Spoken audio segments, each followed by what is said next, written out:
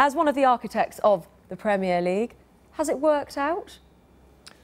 Oh, unquestionably. It's arguably the most popular professional sporting contest on the planet, watched in over 200 countries.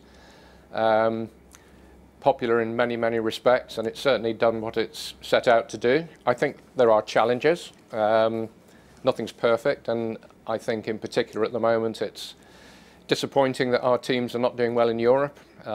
In the 5 years up to 2009, we were right on the top of the pile. We were #1 ranked nation in Europe. Now we're down at #3. There's a chasm between the Premier League and the Football League, wider than ever before. That's an issue. And perennially,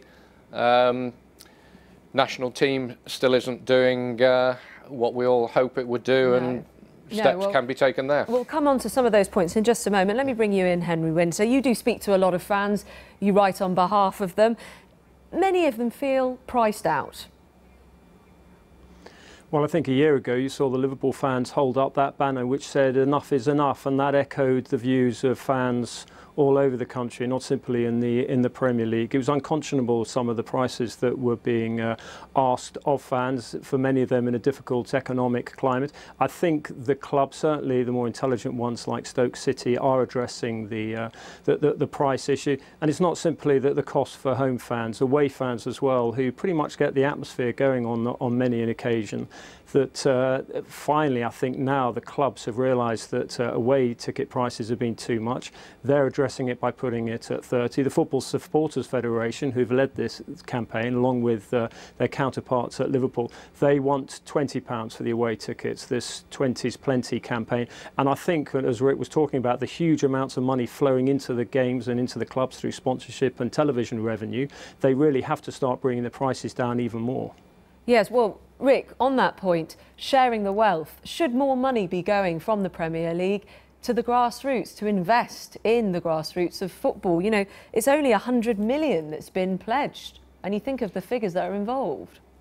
I think 100 million is, to be fair to the Premier League, is a pretty significant sum in terms of grassroots. Of course, more can always be done. But as I said, I think that's 2 players in Man City, or compared to the more than £5 billion raised by TV rights in 2015.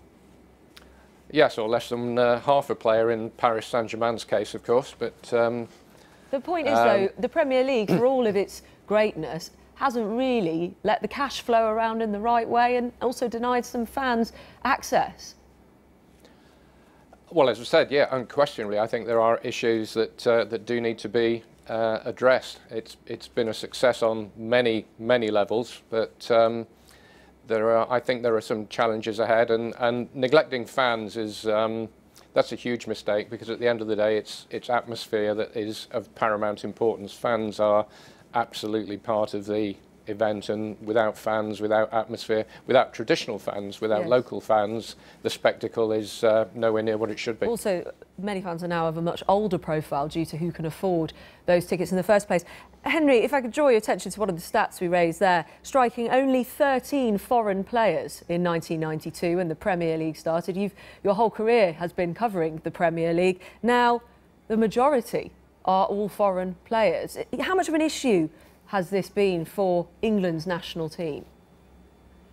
My career has almost been learning new languages with the welter of foreign players who are coming into the game. It's a huge issue for the foreign team. Your statistic of the 67% of foreign players, that impinges on the opportunities, the pathway of these good young kids that we've got being developed at the academies. They're unable to force their way into the first team squads and the first team, because the coaches, many of whom are foreign, who don't necessarily have any affiliation to the England national team, they, because of the pressure on them to win trophies, they're not going to risk it with young kids. There are exceptions. Mauricio Pochettino at Spurs gives kids a chance, as we saw again at the weekend. So, you know, there are some managers who are enlightened on this, but too few, and it's a huge issue for the national team, because we've seen in the summer the England age group teams are doing well, under 19s, under 20s, But what's happened to the senior team, the national team, they're struggling to get out of the group stage at tournaments now, and that's because too few of these players are actually getting opportunities and being blooded in the big competitions in Champions League. A big challenge, but 25 years, maybe later, we'll be talking about 50 years of the Premier League. Who knows? Henry Winter, Rick Parry, thank you.